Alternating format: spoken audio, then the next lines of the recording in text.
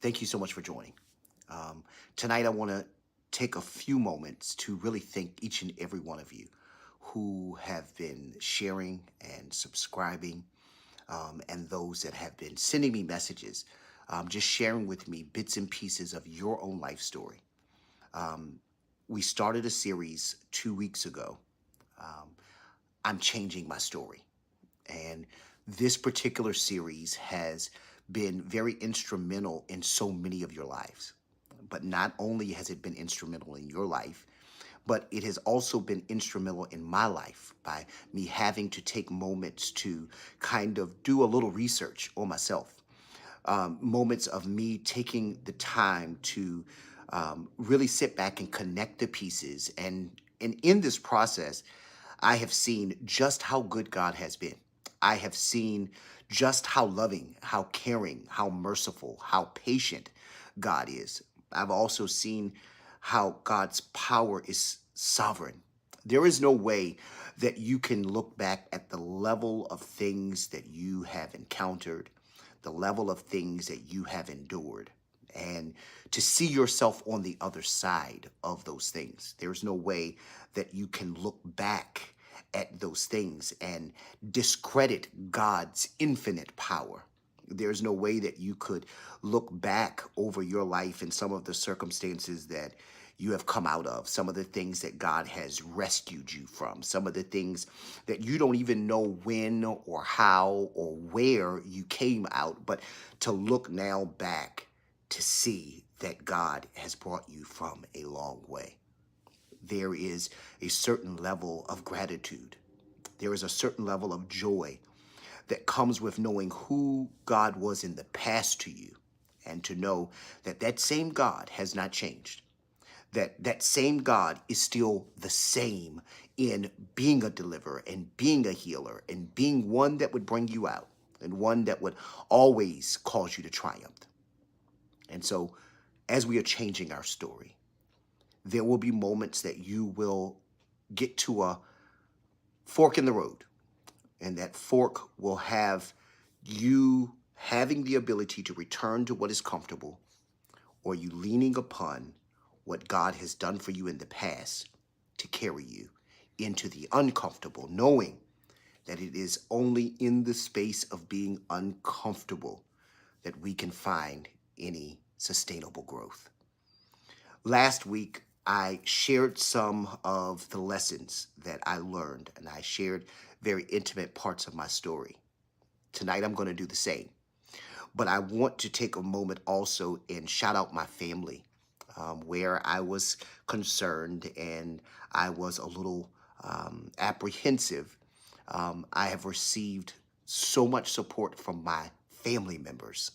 I have received so much support from my friends and even from each of you to continue to share my story. And I am going to continue to share this story because I believe, once again, that we overcome by the words of our mouth and by our testimony. Last week, I shared how what I saw when I was growing up translated into learned behaviors, and I found it beginning to play out in every area of my life. Today, I want to share um, where I lost my voice, but I found his. Where I lost my voice, but I found his. I think that so many of us are existing in situations that are not comfortable, and they are also situations where the lesson may be to speak up for ourselves, to speak up for what we need. I've always heard this statement: closed mouths don't get fed. The problem is with many of us that have experienced traumatic circumstances or situations where we may understand the concept that closed mouths don't get fed. There is a part of us that has been silenced due to the trauma and the experiences that we have experienced. I remember when I was going through the seasons or the years where my mother was dealing with mental health issues. Um, and please understand when I share this, I share this with so much compassion and empathy for what my mother was going through. Now, as a parent, and seeing how difficult it is to balance our own personal struggles, our own personal situations, and to show up for our children in ways that are healthy, to give them the tools that they need. I understand that there is such a disconnect with us being able to always be conscious of how our actions impact our children. And it doesn't mean that we love them less. It doesn't mean that we are not thinking about them, but sometimes we don't have the mental capacity to see ourselves and how we are showing up in a situation. When I was growing up, dealing with my mother's mental health issues and being the child that supported her through those issues, there was a dual role that I also had. I remember one particular day, I was coming home from school. I was on the school bus, and we had a very long driveway. We used to call it a land gate. And the bus would drop us off at the top of the driveway. But because there were no trees on the property that would block the view, I was able to have a straight shot view of where the cars would normally park. And during that time, there was an occurrence that would happen every single day. There would be a moment where my mother would have a breakdown. There would be moments where something would happen dramatic in the family, that was life altering. And so every day I was expected to walk into something. I never knew what I was going to walk into. And so I was always on guard. So much so that when I got off of the school bus this particular day, I remember recalling, or I recall looking down the land gate or the driveway to see how my mother's car was parked. Because seeing how her car was parked would determine what type of day I was going to have. That is just the level of intensity to the weight of all that we were going through, that as a child, I had to determine what my day was going to be like by what I saw. And this particular day, I recall looking down the driveway, and I saw the car was parked abnormally. And I found myself trying to get off of the school bus, maintaining my posture so that no one asked me questions. It was very similar to the days that I would be in school, and I would have to put a smile on my face, because what I did not want was, I didn't want the teachers to pry into what was wrong with me. I didn't want classmates or the principal or the counselor to ask me what was wrong with me, because asking me what was wrong or if I was okay would then indicate that there were problems at home. And if I indicated in any way, shape, or form that there were problems at home, then I would risk someone diving in a little bit deeper. And it was my job to protect my family. It was my job to protect my mother and to protect the unit that we had. That's what I took my job on to be. Not that it was my job. That's what I took my job on to be. And so in that process, I learned to never speak up. I learned to never say, hey, I'm hurting, I need help. I learned to never say, hey, something's going on, I need someone to give me some form of comfort. And as a child, when you are dealing with the magnitude of things that I did on a daily basis, um, it becomes a habit to silence yourself. That silence somehow translated into the adult life. That silence somehow translated into every situation that I would encounter from that point forward.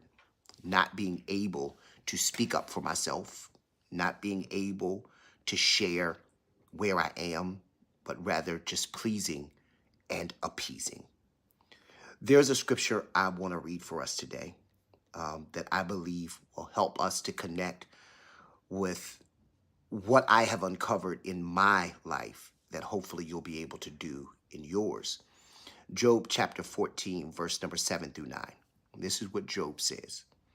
For there is hope for a tree if it is cut down, that it will sprout again, and that its tender shoots will not cease. Though its root may grow old in the earth, and its stump may die in the ground, yet at the scent of water it will bud and bring forth branches like a plant.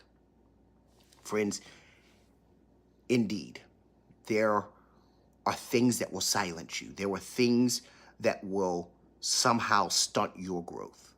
There are things that will happen and that the enemy or that influence or that people will do to stop you from going forward or to attempt to stop you from going forward. But what in essence happened to me during those seasons of my life was that I did become silent. But I learned to use my voice in speaking to God. It was through all of the things that were thrown at me, the daily occurrences that were too heavy for me, that I learned to silence my voice to people, but I learned to use my voice with God. It is true that the scripture says, he that dwelleth in the secret place of the Most High shall abide under the shadow of the Almighty. And sometimes God will curate or will allow circumstances around individuals that he has chosen in order to drive you towards him. You see, otherwise, I'm not sure that I would have had such a deep relationship with God. I am not sure that had I not have experienced those days of trying to cover up and to be quiet and to be silent, I'm not sure if I would have learned to find safety in God.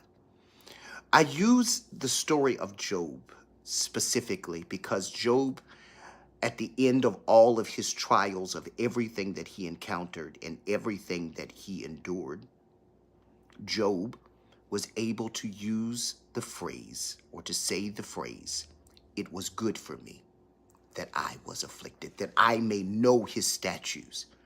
Friends, while we have experienced things that have translated in our life to moments of pain, moments of heartache, moments of frustration, and moments of confusion, while we have experienced things that would stop us from speaking up, that would stop me from wanting to share with someone how I feel about how you're treating me, that even though those spaces and those things have happened in our life, I am a firm believer that there is no weapon that is formed against you that shall prosper. That God will use those instances to drive you down the path that you were created to go. So if you're like me today and you have experienced things that have caused you to close your mouth, you have experienced things that have caused you trauma so that you don't speak up for yourself, you don't share where you are, you don't seek for the help that you need. If there are things today that have left you feeling open and left you feeling empty and open, do know that this is a place where God can get the greatest glory out of your life. Do know that God is a God that will fill every empty void in your life. And sometimes the filling of that empty void looks like you being able to use your voice. Little did I know when I was 12 years old, when I was 11 years old, little did I know that the tears that I was crying then would now be used in 2024 to reach the lives of other individuals that are dealing with things that are too heavy for them to handle. Little did I know that my voice would amplify to touch thousands and millions of people across this world that are trying to put the pieces of their life back together. I didn't realize then that God was making a testimony out of me. But what I do see now, and I see it clearly, is that while the tree was cut, there were roots that were running very deep. And those roots would then begin to evolve and to create a new tree that would provide new fruit. I want to say this because I feel led to say this. While your enemy would hope that you would continue the cycle of the hurt, that you would continue the cycle of the shame, that you would continue the cycle of abuse, while the enemy would hope that you would do the same thing that your parents did, what the enemy had not counted on was the fact that you are the one that was sent to break the curse. You are the one that was sent to redraw the family genealogy. That you were the one that was sent to use your voice where others could not speak up. I think about how my father's voice was silenced, how society and family and religion silenced his voice. And then here God placed me in his line so that I would be one that would use my voice. Family, it doesn't matter what has happened to you. It doesn't matter the circumstances, and I don't make light out of it to say that you did not experience anything.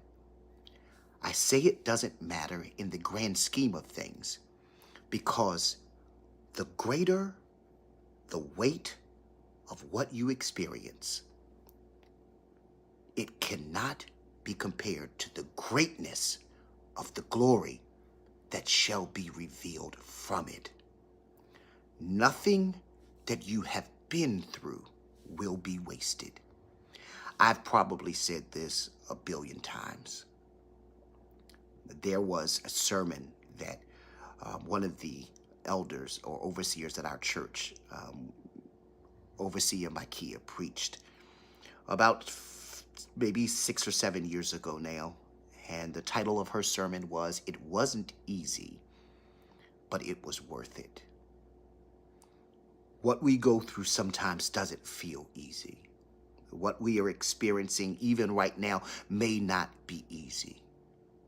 But I need you to point towards the fact that what you know about God is that he knows how to take the mess of your life and make it a ministry to bless millions.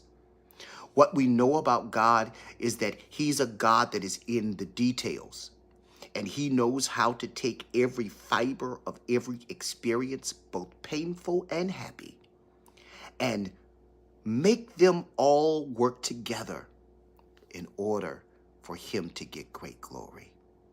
Friends, it may be dark now, but the darkest hour is just before day. Friends, it may be a little heavy right now, but the heaviness is only a weight to the glory that shall be revealed. Your voice may have been silenced. Your fears may have constructed like monumental walls all around your life.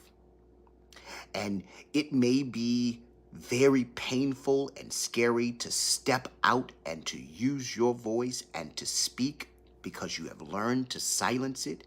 You have learned to be shameful. You have learned to hide it. But I'm going to say this again.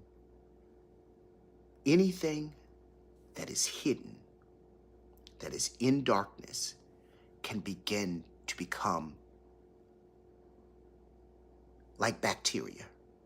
It can become lethal and deadly on the inside. So, as of today, I don't want you to silence your voice anymore. I don't want you to stay in the place of not speaking up for yourself. So today, I don't want you to look at your circumstances as woe is me. Today, I want you to connect the pieces, and I want you to say it was good for me because it has caused me to evolve into this person that I am. And just know that as you take a step towards the destiny that God has created for you, everything else will begin to align, and you will find that there is a rhythm that you're walking in that is releasing you towards everything you were meant to have. Thank you for taking a few moments with me today.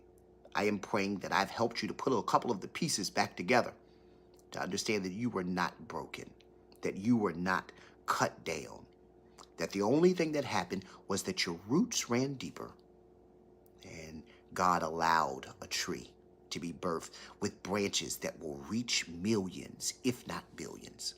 You are the one in your family that was called to destroy and to break the curse. And so, of course, the pressure is a little bit harder on you, but just keep going. Thank you for spending a few moments with me today. For those of you all that have not subscribed to YouTube, I'm going to ask as many of you all that can, jump over to the YouTube channel. Eventually, I'll be trying to transition most things over there.